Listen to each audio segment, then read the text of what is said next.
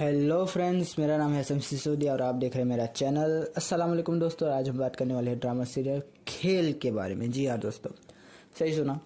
मैंने अपनी खेल की जब लास्ट वीडियो बनाई थी 63 एपिसोड का रिव्यू किया था, या यूँ कह के फ्रस्ट्रेशन निकाला था अपना समन की मौत पर। मैंने कहा था कि अब मैं इसका रिव्यू नहीं करूँगा, तो मैंने अपनी ज़ुबान का पास रखा है। मैंने उस ड्रामा का रिव्यू नहीं किया, ड्रामा ख़त्म हो गया। आज क्यों फिर ये खेल के बारे में बात करने वाले। तो दोस्तों मैंने जब अपनी चैनल पे 10वीं या 12वीं एपिसोड जब डाली थी रिव्यू की, तभी सोच रहा था कि जिन जिन चैनल्स को मैं देखता हूँ या जिन जिन ड्रामास को मैं देखता हूँ, ये बात अलग है कि उनका मैं रिव्यू करूँ या ना करूँ, लेकिन जिनको मैं फॉलो कर रहा हूँ, देख रहा हूँ, उनकी लास्ट एपिसोड के बाद उनका एक छोटा सा फीडबैक दूंगा कि मुझे ड्रामा कैसा लगा, मुझे क्या अच्छी चीज़ें लगी, क्या बुरी चीज़ें लगी, ड्रामा की स्टोरी मेरे लिए क्या रही। तो ये एक फीडबैक दूंगा मैं ड्रामा के ख़त्म होने के बाद। तो हाँ, खेल को मैंने इतना फॉलो किया है, फर्स्ट एपिसोड से लेकर 68 एपिसोड तक मैंने जो है उसको देखा है, रोज़ाना देखा है।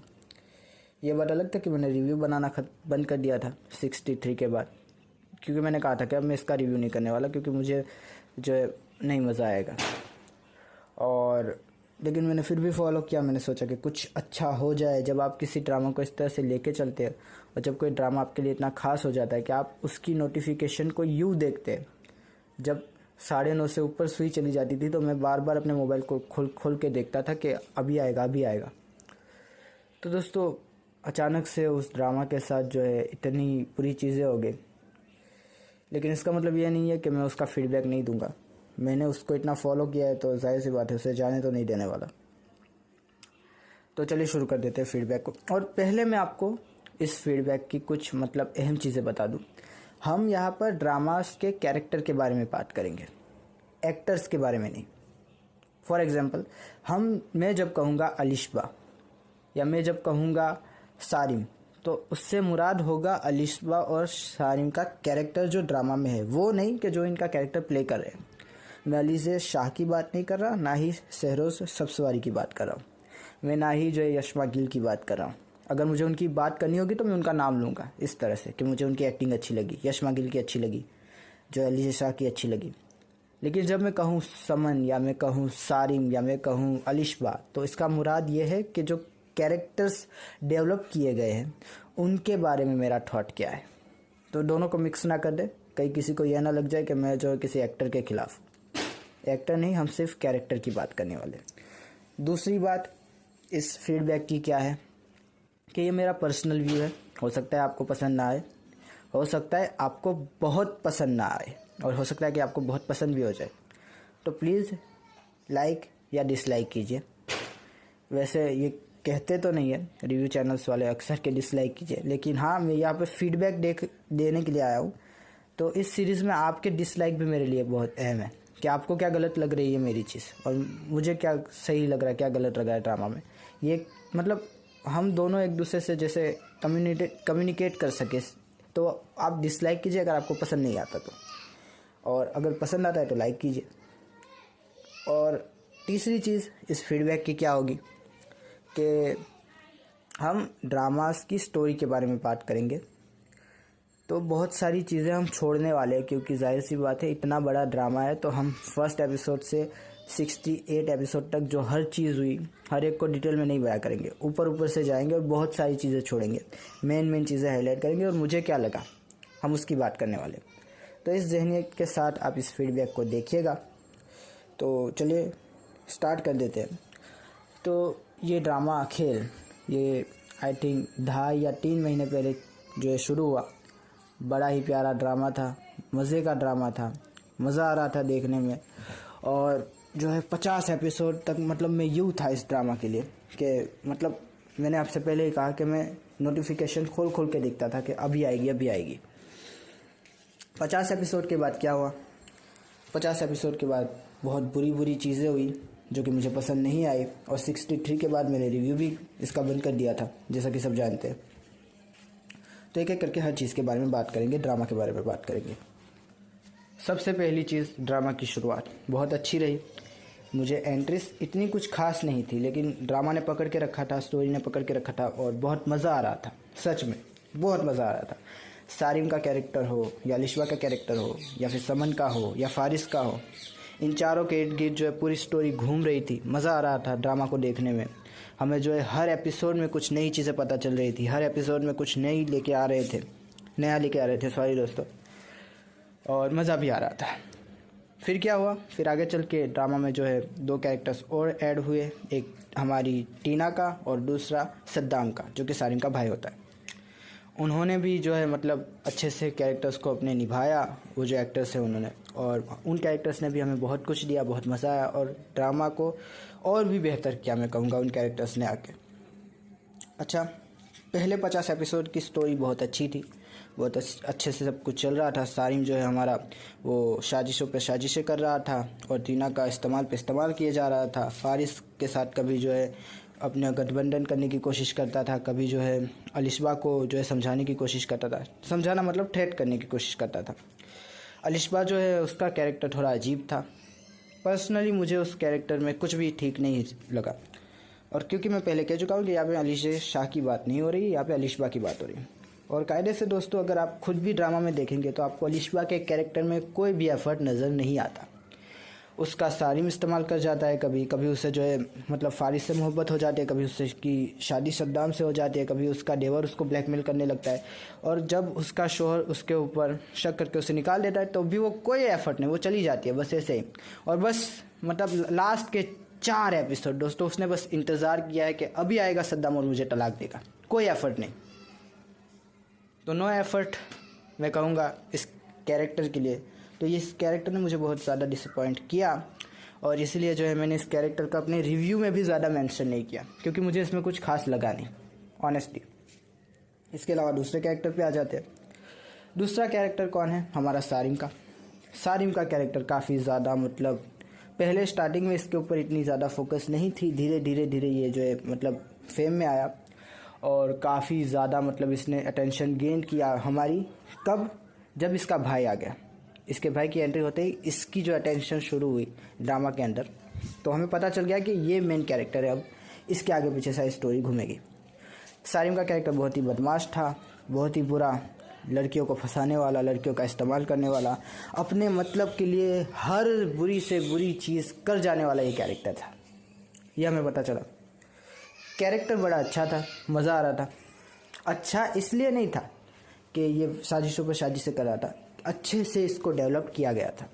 अलिशबा के कैरेक्टर की तरह नहीं था, इसका काम लिया जा रहा था, इसे बहुत अच्छी अच्छी चीज़ें करवाई गई, अच्छी अच्छी चीज़ों से मतलब इसका बहुत अच्छे से उपयोग किया ड्रामा के अंदर, तो काफ़ी ज़्यादा मज़ा आया इसको देखने में।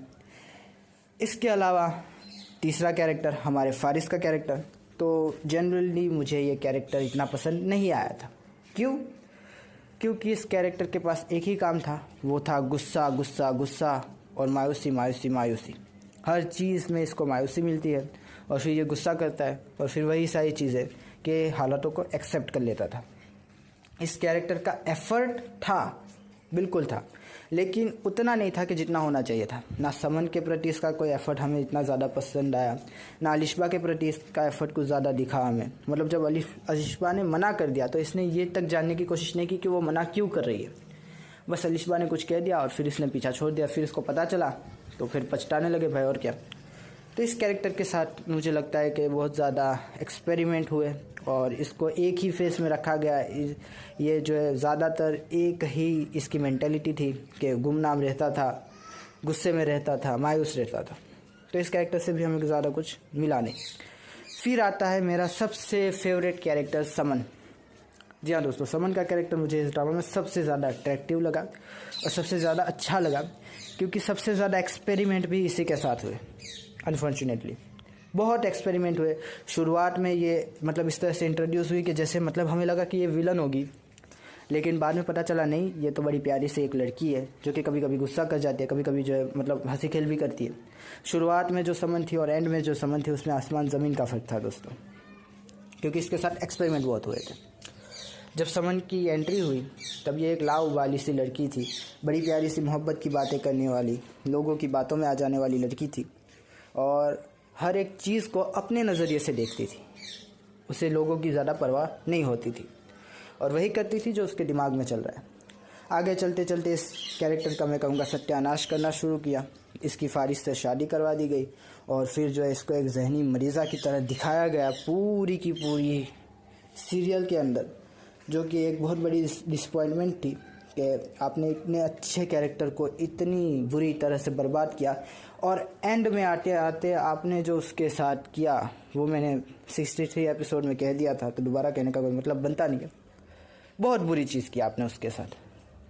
और मतलब समन आपके लिए बस यही थी कि एक जहनी मरीज़ा थी जिसका आप इस्तेमाल करवा रहे थे फारिस और इलिशबा की स्टोरी को खींचने के लिए, और कुछ नहीं था उनका काम।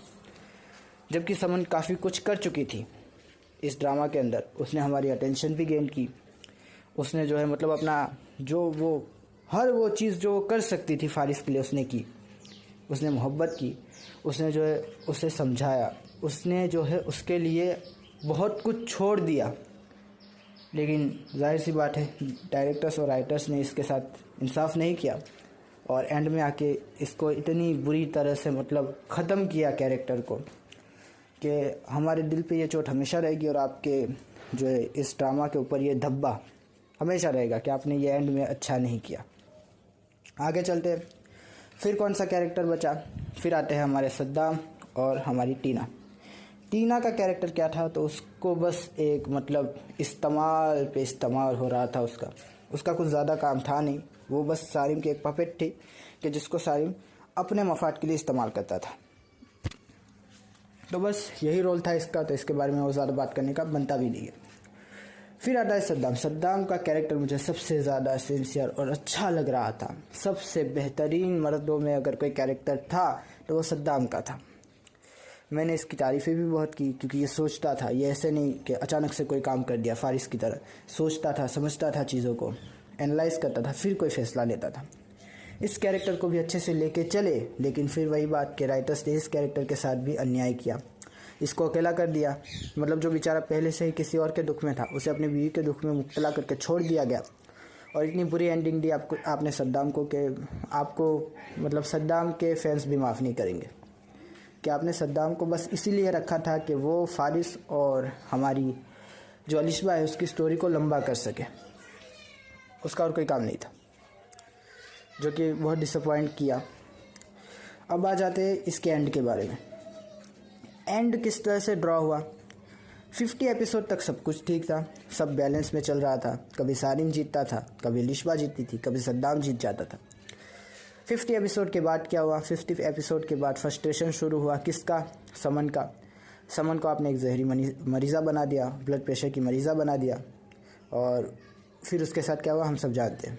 50 एपिसोड के बाद क्या हुआ, आपने सारिम का पलड़ा भारी किया, इलिशबा को जो है उसके साजिशों का शिकार बनने दिया और इलिशबा को घर से बाहर निकलवा दिया और फिर तलाक भी करवा दी। तो आपने एक तरह से सारिम को जो है मतलब जिता दिया, मैं कहूँगा, इस लड़ाई के अंदर।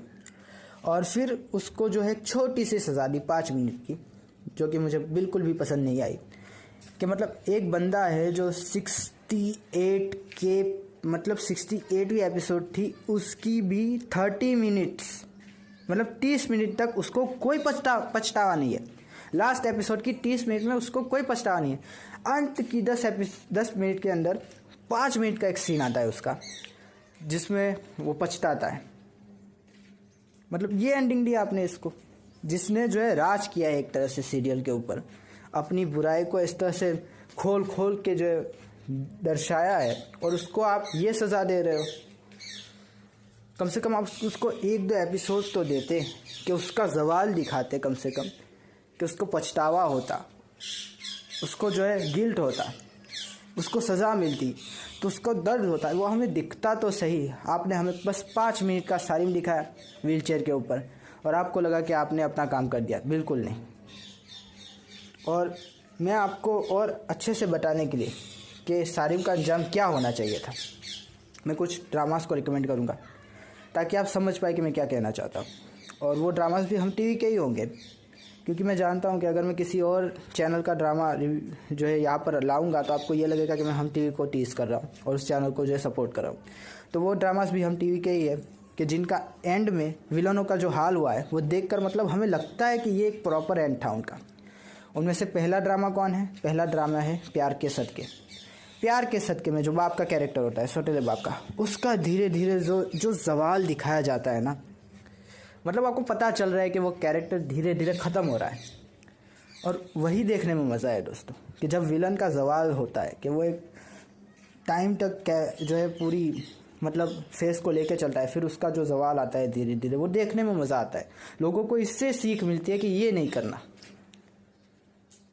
फिर दूसरी सीरियल, वो भी मैंने कहा कि हम टीवी का ही हवाला दूंगा, उसका नाम है बेबाक। अब मैं इसको जो है मतलब क्या कहूँ, ये अजब सा संयोग है कि उसमें भी वही एक्ट्रेस है कि जो जिन्होंने यहाँ पर काम किया है, यशमा गिल।